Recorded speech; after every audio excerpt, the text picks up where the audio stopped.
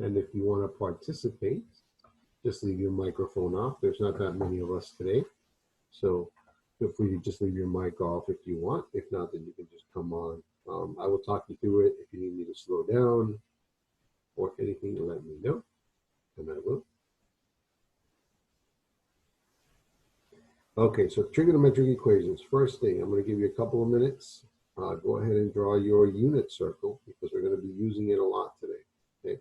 Along with the coordinates and the angles in radians. Okay, so it should look something like this.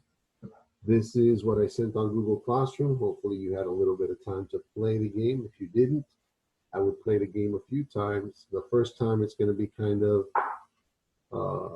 it's actually very good because if you don't get them right, it doesn't give them to you right. It just puts them on a queue to ask you the question again.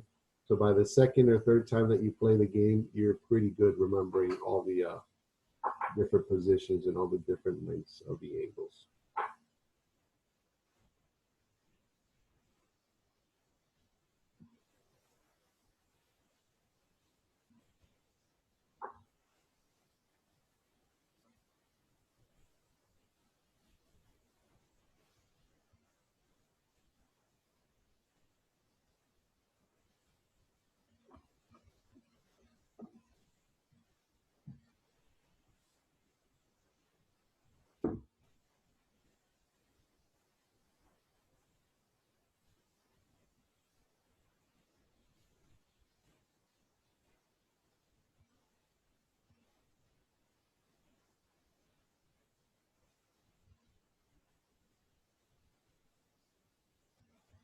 Did you have to take AP test, Roberto? I had my AP Euro exam on Wednesday. How'd it go? I think it went okay. Oh, good.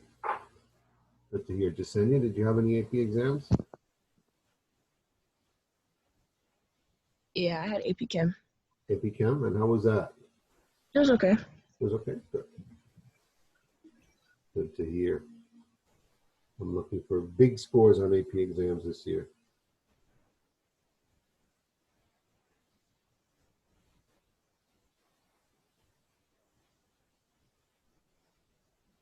All right, you guys need another minute?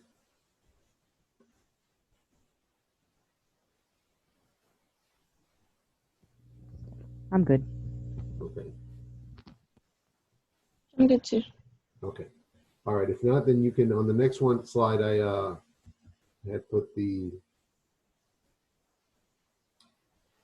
this is the link. It's at Math Warehouse. So if you just maximize the window like it is up here, you can just play the game a few times and then it'll kind of clear it up in your head. The idea behind the unit circle, or this version of the unit circle, is that you've got to be able to recall this because you don't want to have to refer to it back and forth.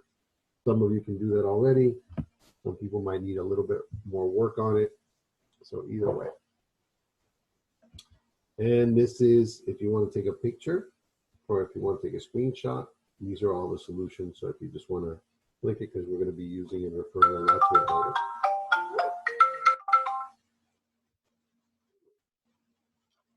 All right, we good? Thumbs up, thumbs down, thumbs sideways. And just use your little icons. There we go. Thumbs up. All right, good. Here we go. These are our objectives for today. Find all the solutions of a trigonometric equation. Solve equations with multiple angles. Solve trigonometric equations, quadratic in form, in other words, in quadratic. So we're going to have to recall how to factor quadratics. And you're going to see all of this, like I said, is not difficult. It's just new. You've already learned a lot of new information. Now you just have to apply that new information that you've learned to trig.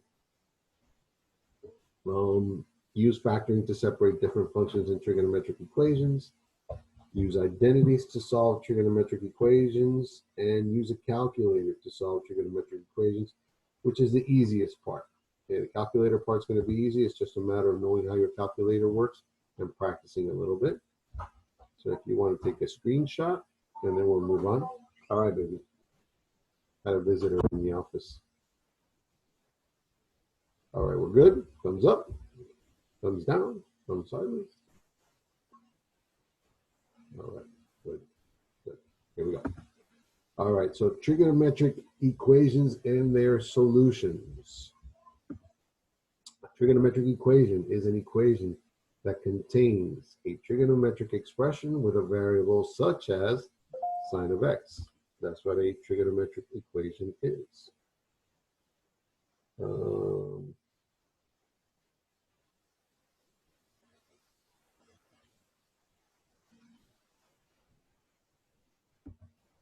The values that satisfy such an equation are its blank.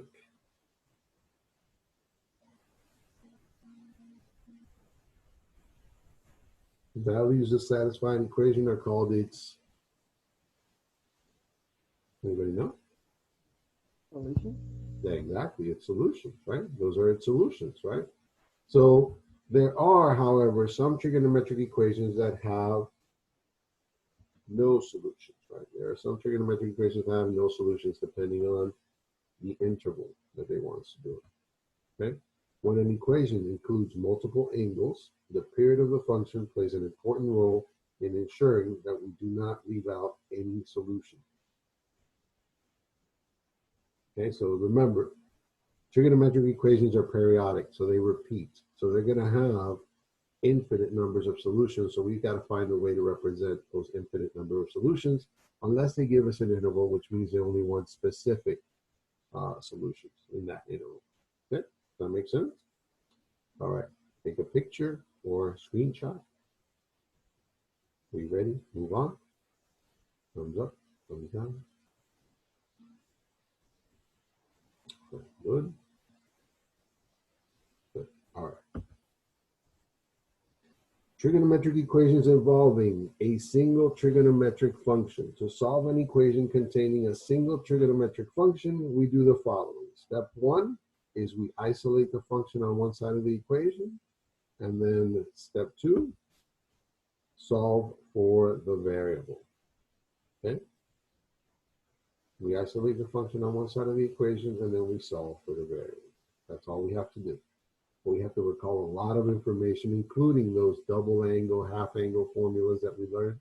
So all of those are going to play a part at some point, right? Because we're just starting there. They're going to give us some easy ones to build our confidence and get us comfortable with what we have to do to solve a trigonometric equation.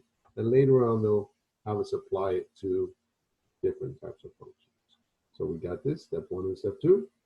Thumbs up, thumbs down.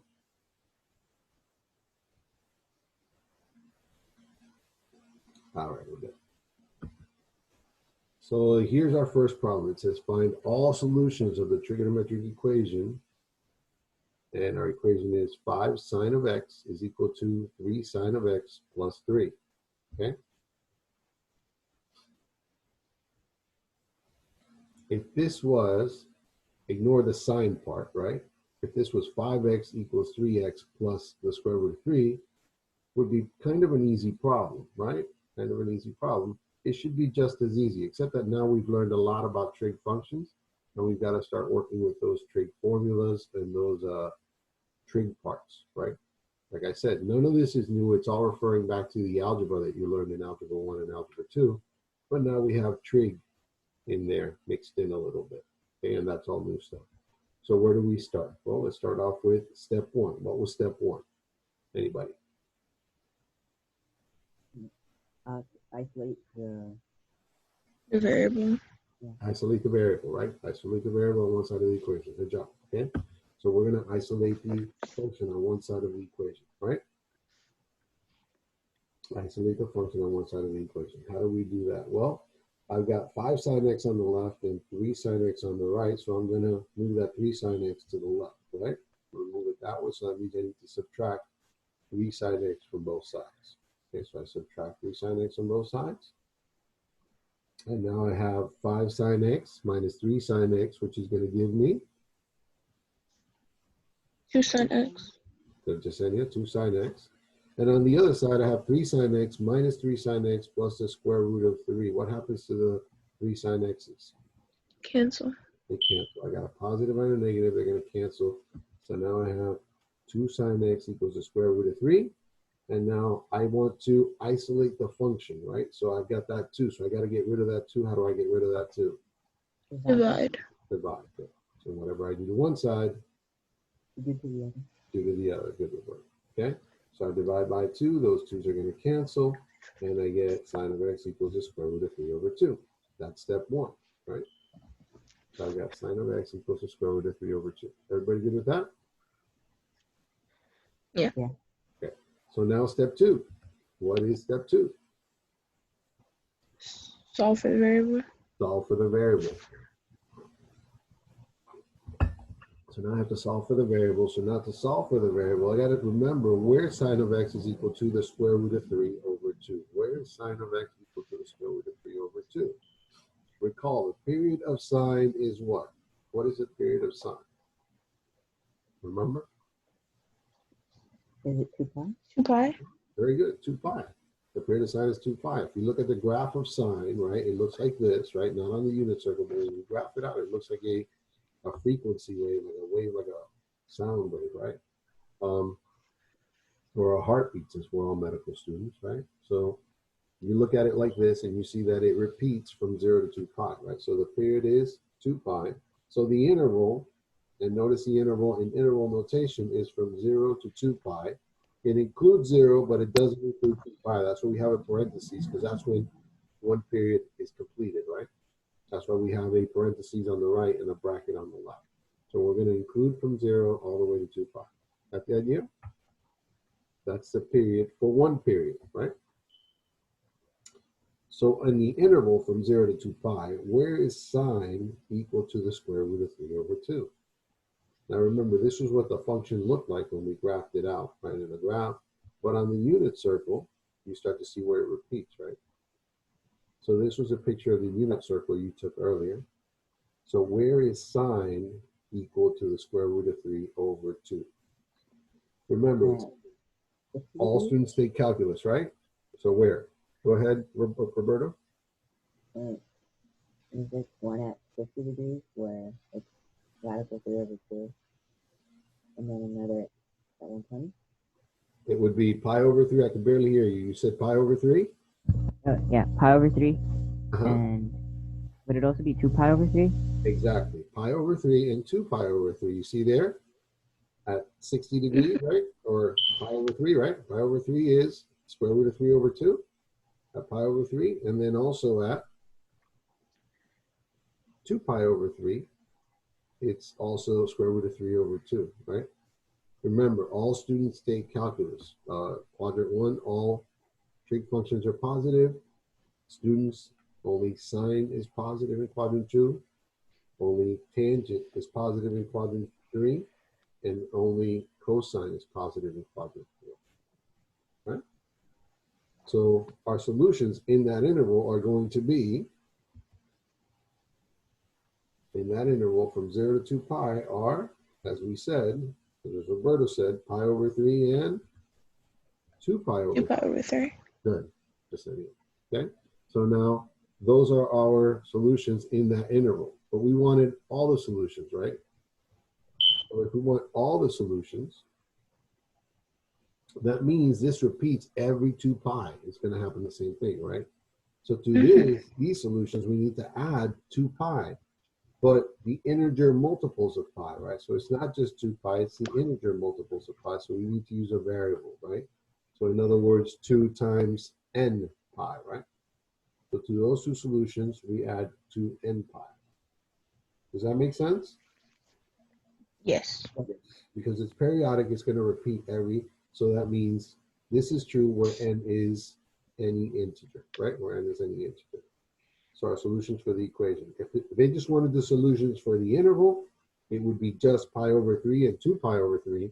But they wanted to solve the equation, so we have to say it's pi over 3 plus 2 pi n and 2 pi over 3 plus 2 n pi or pi n.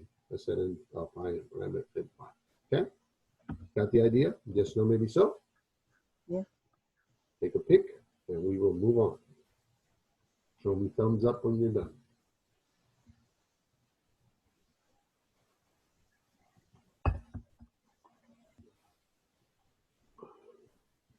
Oh, yeah. I'm good. Okay, here we go. So example 2. Solving an equation with a multiple angle. Solve the equation. Tan of 2x equals the square root of 3 And now notice in this one, they want it just in that interval, right? Between 0 is less than or equal to x less than 2 pi, right? So this one, we have to think about it a little bit, right?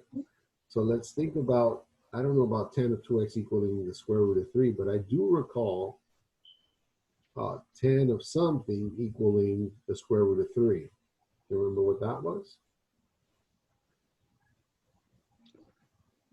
Pi over 3. The tangent of, or tangent of Pi over 3, right? If you recall that table that we learned initially, right? We've learned tables, we've learned the unit circle, and all these pieces, they start to come together, right? And they automatically pop out, right? Here you see the square root of 3, and that is equal to pi over 3, right? So we know that tangent of pi over 3, you could have also done it using the unit circle, but I remember the table, so that's usually how I try it. So tan of pi over 3 is equal to the square root of 3. So how is this helpful? Well, we have that tan of 2x is equal to pi over 3, right? And we have that tan of pi over 3 is equal to the square root of 3. So there I see some similarities there that I can use. But let's go a little bit back and think about tangent's period. What's the period for tangent? Remember? The period for sine is 2 pi. Go ahead, Jasenia. Pi. Pi, very good, pi, right? If you remember the graph of tangent, right? It looks like this. It repeats every pi, right? So a full cycle would be from negative 2 pi to 2 pi, or if you wanted to go from 0, it would be from 0 to pi, which would split the graph up a little bit. But that's fine. It's still pi, right? The period is still pi. So now because the period is pi, and we have that tan of 2x is equal to the square root of 3, and tan of pi over 3 is equal to the square root of 3, right? We can say that what? 2x is going to equal what?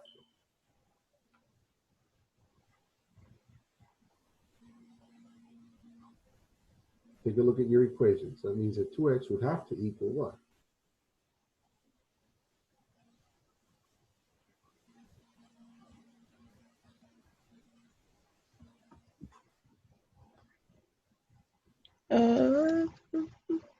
Give it a guess. You're probably right. It's in red. pi over 3. Pi over 3, right? They have to equal each other, right? So they have to equal each other. So 2x is going to equal pi over 3.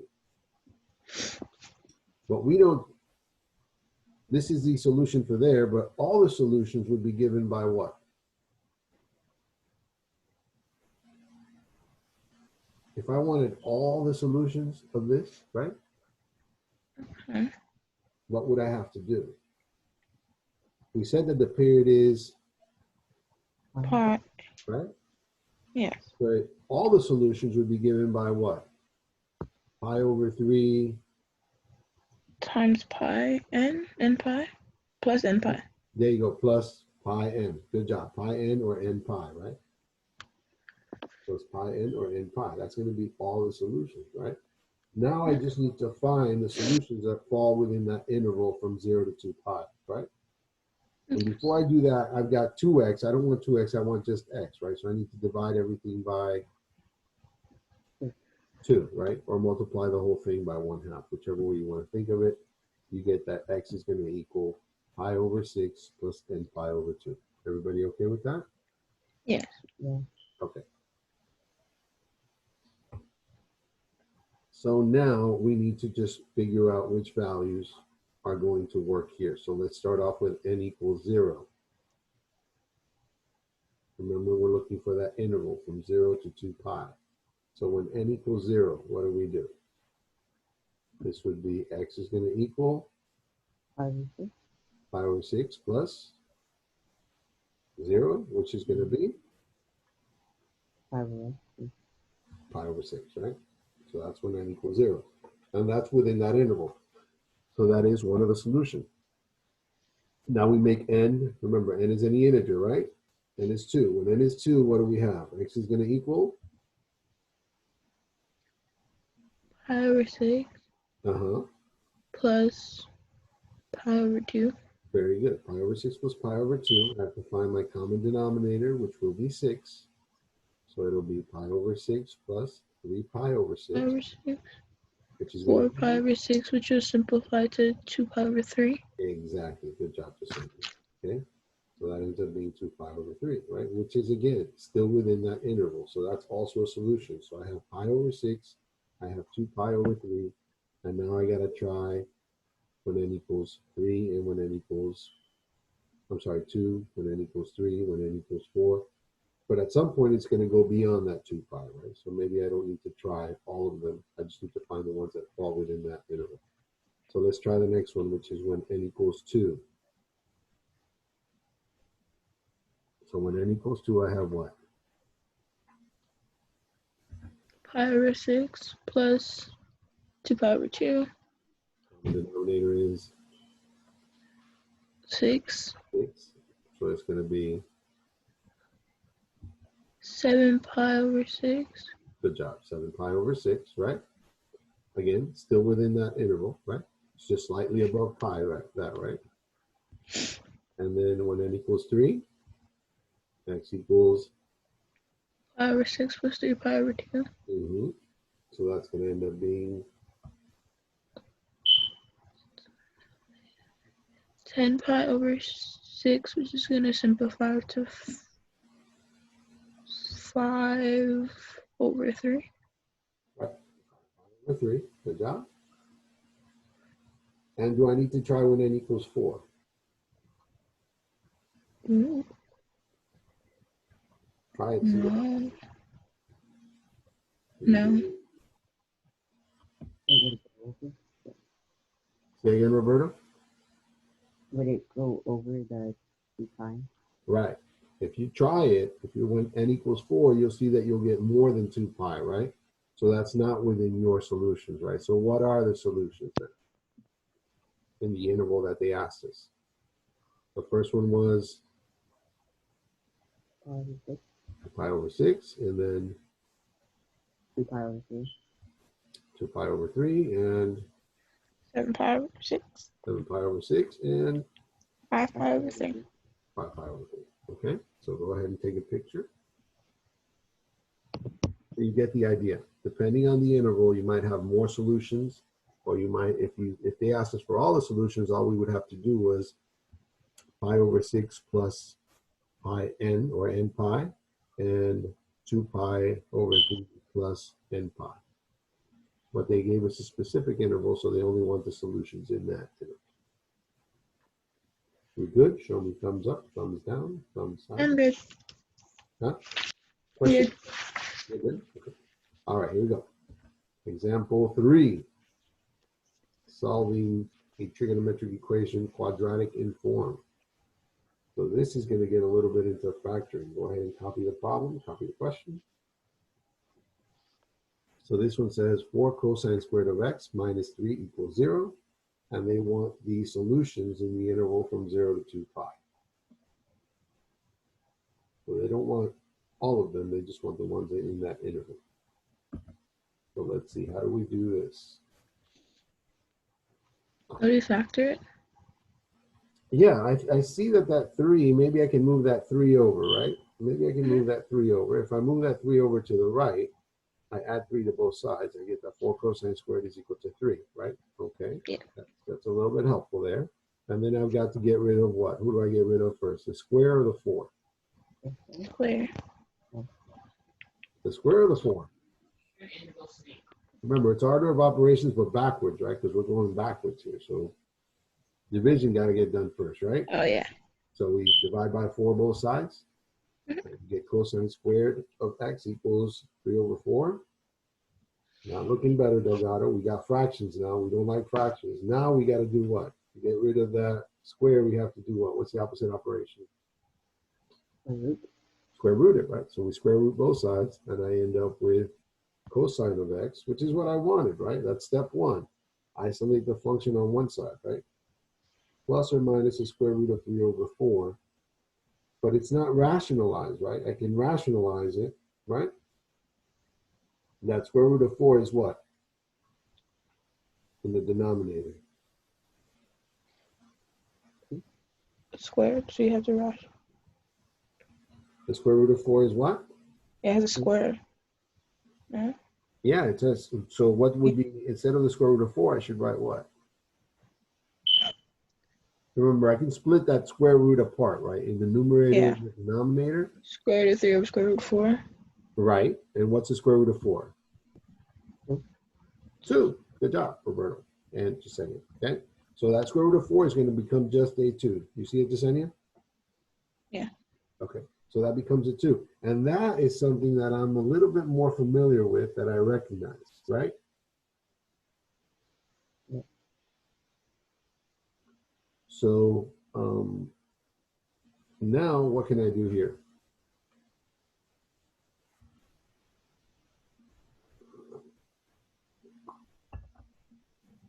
Where is the cosine of x equal to plus or minus the square root of 3 over 2? I need to go back to my Pi over 6. unit circle. Very good. Unit circle. Pi over, 6. right? Is that the only answer? No. No, I'm going to have others, right? And 11 pi over 6. And 11 pi over 6. That's where it's the square root of 3 over 2. Where cosine of x is the square root of 3 over 2, right?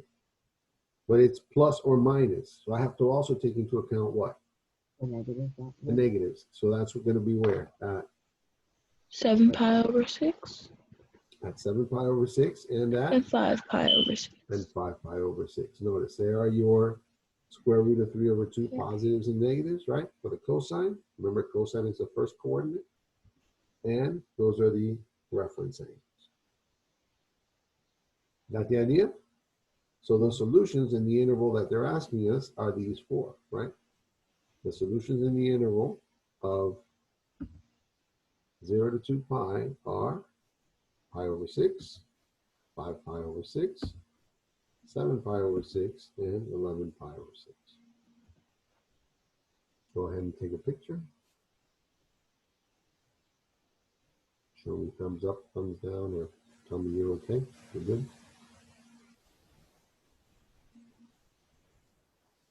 All right.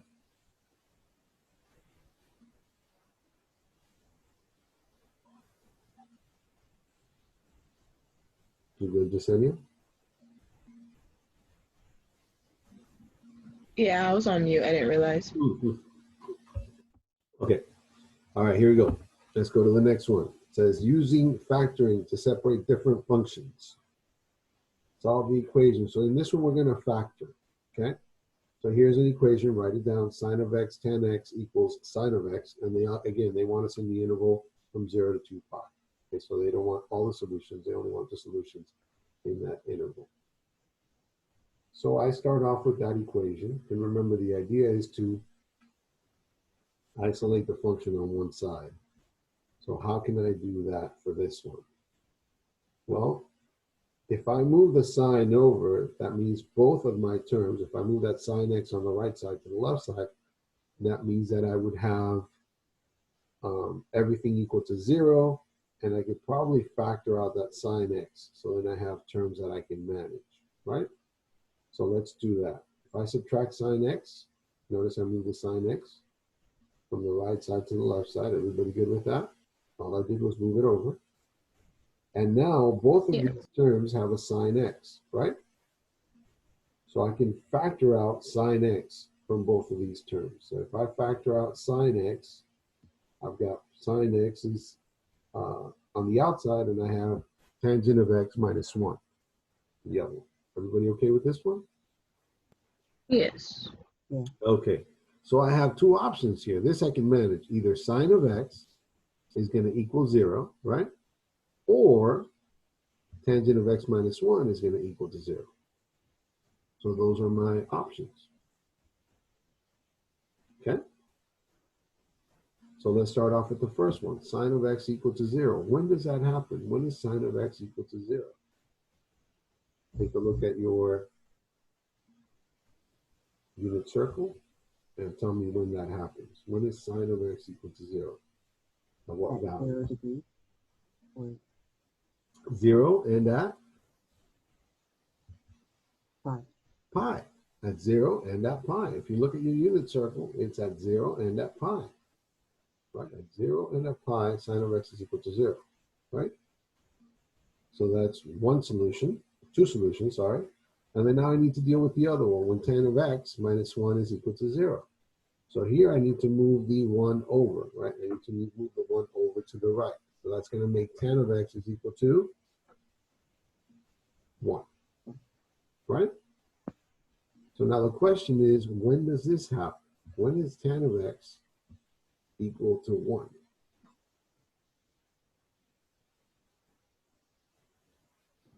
Pi over 4. At pi over 4 and anywhere else? What 5 pi over 4 work or no? There you go, 5 pi over 4. Starting to get it, right? So my solutions for this equation, right, in the interval of 0 to 2 pi are going to be 0, and you always want to write them in order. So 0, pi over 4, pi, and then 5 pi over 4. Go ahead and take a picture. Let me know when you're done, and we will move on.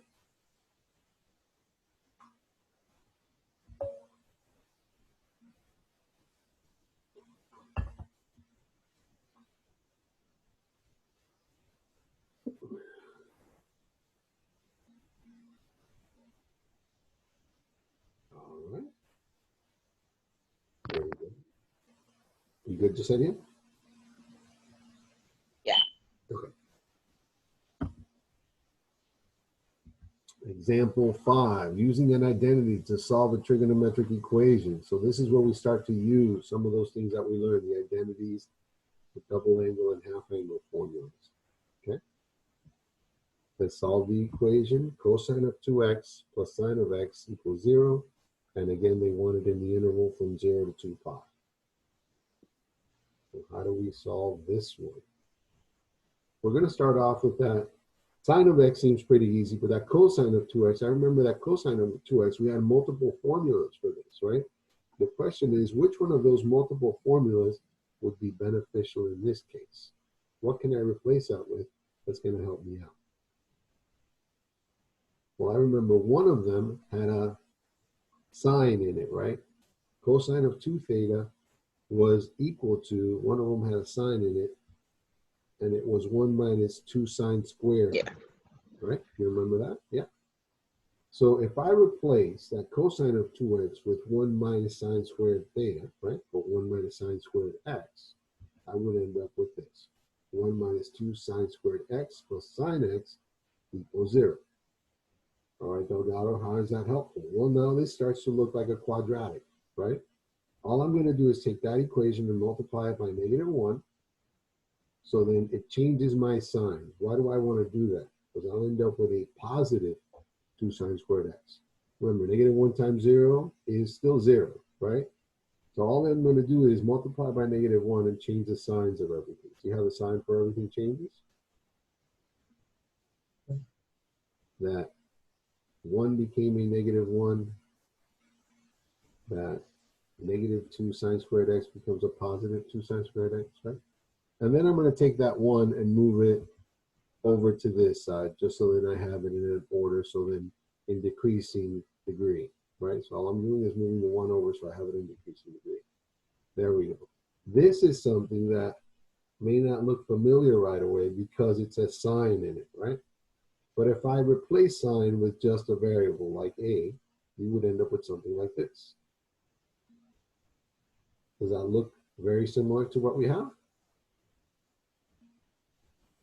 And this is what, this is what you want to do whenever you have a difficult time factoring. See if it's something that you can replace with an A or B to help you factor a little bit easier. Okay, so this is something that I remember I can factor. What are the factors of my quadratic term? I have 2a squared, so it's got to be what? 2a and? A. 2a and a, right? And what are the factors of 1? Plus or minus 1. Plus or minus 1, right? And the minus has to go, because my middle term is negative, the minus has to go with the one that's going to get multiplied by the 2a, right? So now that I've factored it this way, I can go ahead and apply that back to the sign, right? So instead of saying 2a plus 1, it should say 2 sine x Sine. 1, right? Got it, Senya? Go ahead, Yes. say it. 2 sine x plus 1 and sine x minus 1. Thank you. I jumped the gun there. I'm not being a good teacher. All right. Everybody good with this?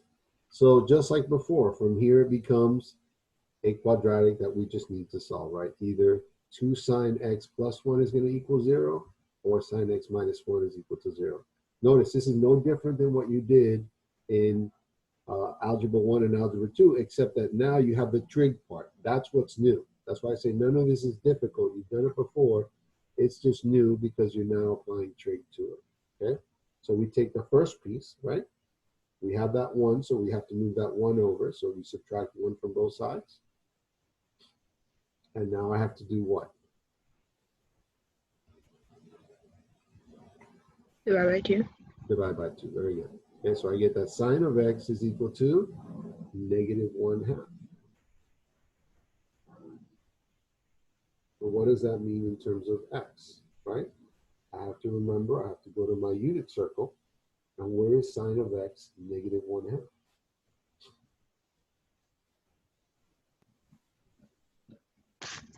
Pi over 3.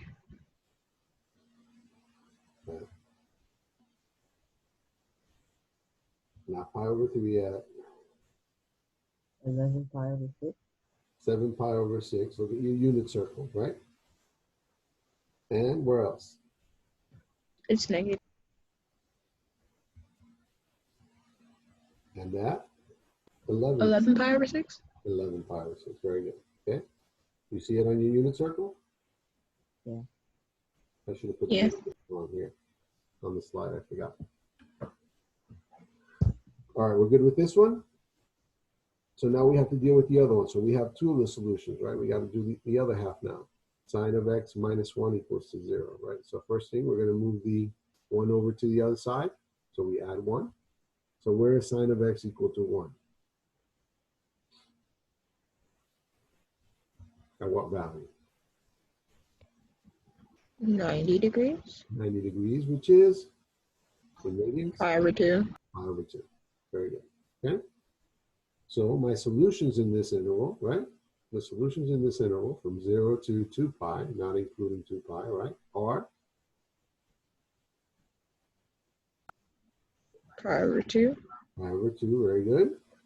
7 pi over 6. 7 pi over 6 and 11 pi over 6. 11 pi over 6. Got the idea? Not difficult, just new, okay? None of this is difficult because it's all the algebra that you've been using since algebra 1. However, it looks a little different because now we're applying trig in there, right? There's some new trig formula that you just learned, and now you have to apply all this new information, right? I think this is the funnest part of pre-calc because it's all like puzzles. Every one of these is like a puzzle you need to solve. And I love puzzles. You love puzzles? Not this type of puzzle? Okay. All right, moving on. Example, are you guys good with that one, by the way? I'm sorry, I think before I asked. Yeah, I'm good. All right, so the last 2 are using your calculator. Okay, so if you don't have a calculator, pull one up. I am going to use the one in on the computer just to show you how they work. Some calculators you enter the sign or the inverse sign before, sometimes you enter it after. Okay, so you just need to figure out how your calculator works. Make sure that you use these 2 examples to ensure that you know how the calculator works. That's what you're going to use these examples for. And once you know how your calculator works, this is the easy part. It says solve the equation, tan of x equals 3.1044, correct the 4 decimal places in the interval of 0 to 2 pi, right? So if that's the tangent, it's 3.1044, that's in radians. Also, you got to make sure that your calculator is in the right mode because it could be in degrees or in radians. So if you're getting some funky number or it's giving you an error, make sure that you check your mode. So this is tangent, right? To do the inverse tangent, you press the second key and then the tangent key. Sometimes you'll see it if you have a handheld calculator right above it, okay? And then, like I said, in some calculators, you enter the number first, then you hit second 10 and it'll give you the answer. Some other calculators, you have to hit the inverse tangent first and then it'll allow you to put in the number and then you can hit enter. The graphing calculators that we had in class, or the ones that probably you have, are the same way. And you have to enter the second 10 and then the number, and then you hit enter and it'll give you the answer. So this gives me a 1.2592. Got it? Just Yeah. no maybe so? Yes. Okay. Try it on the calculator. Let me see if I have a calculator here.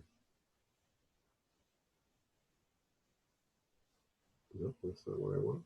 But okay. I thought I had a calculator. Maybe I don't. Okay. So this is my reference angle, right? But this is, we're looking for tangent, right? And if it's positive, notice it was positive 3.14, right? Where is tangent positive?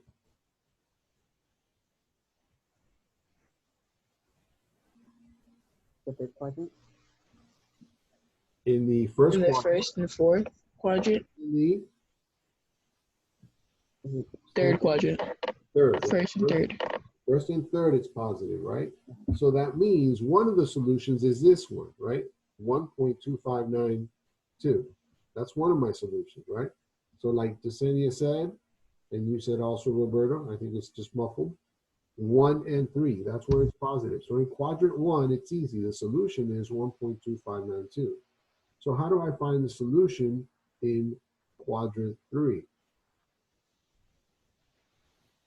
Remember, this value, 1.2592, is my reference angle, right? But if it's in the third quadrant, what do I need to do to that number? I need to do what? Take that number and add it to what? Pi. Pi. Very good. I have to add it to pi, right? So I take that and add it to pi. Use a pi key for your My Math Lab. I believe you have to use a pi key, or they'll tell you to use 3.14.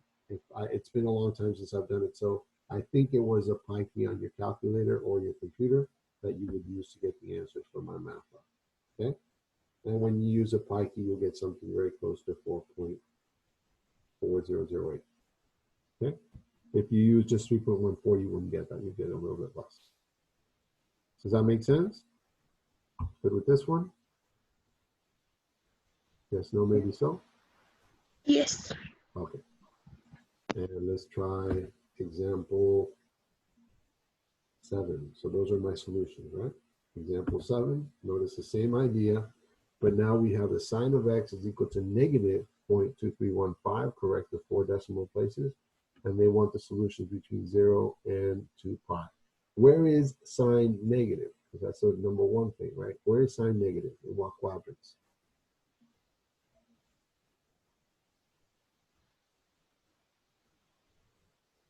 The third and fourth. And fourth. Very good. The third and fourth, right? So my solutions are going to be in the third and the fourth quadrant. When I find my reference angle, right? Remember, it might give you a negative value. It'll probably give you a negative value, but that's only the reference angle that you're looking for, right? So we start off here, right? And now I need to find the inverse sign of that value. If you put the negative, your answer is going to give you a negative number. But always keep in mind, what the calculator is giving you is the reference angle, right? So when you do this, it's not going to give you both solutions. It's going to give you the answer.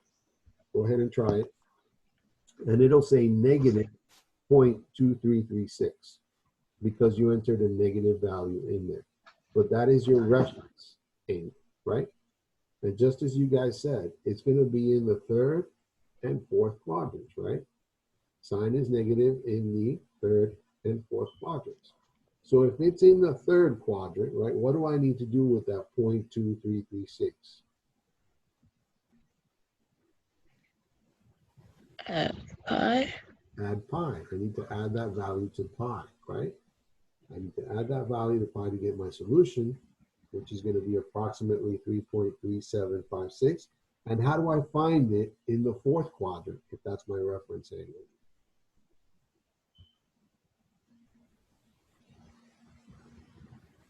Subtract pi. I need to subtract from what? Pi. Not pi, but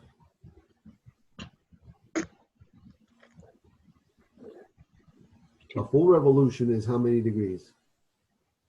2 pi. Subtract from 2 pi. Subtract from 2 pi. Very good. So I need to take that reference angle and subtract it from 2 pi because 2 pi is a full revolution, right? So if that's my reference angle and it's in the fourth quadrant, I need to take away that reference angle, right? And I get 6.0496. Makes sense? Yes, no, maybe so. Yeah. Oh, good. You're good? You're good? Like I said, the calculator ones are easy. The other ones are going to take a little bit of time. The better you know your unit circle, the easier it gets. And it's just a bunch of algebra. So this should be something that's familiar to you. Make sure that you learn all your formulas. And this is why I made such a big deal about the formulas earlier, because that's going to help you out quite a bit in getting this stuff done quickly and efficiently and without much trouble. Any other questions or concerns? That's it for today. I'm good. You're good? Yeah. All right. Roberto, you good? Yeah. All right. The last thing I'm going to ask you guys to do is make sure that you are reviewing your grades. If there's any grades that are incorrect that you've done already, made up an assignment, or if you've done a quiz and it hasn't been corrected. If there's no grade, that just means I haven't entered it yet. But once you see a grade, just make sure that it is correct. Or if you've made up an assignment or made up a quiz, make sure that I've entered it in the grade book, because we're coming to the end and I don't want you guys to be left without credit for stuff that you've done. Okay? Mm-hmm. Okay. All right. Have a wonderful day. Good luck on your next. Anybody have another AP exam next week? Yeah, I have AP Lang next week. Do well. Do well, Jasenia. Thank you. Let me see your faces so I can get happy for the day. Do I see faces? Yay! All right, guys. Have a wonderful afternoon. If you need anything, let me know. Okay? Yeah. All right, bye. Bye.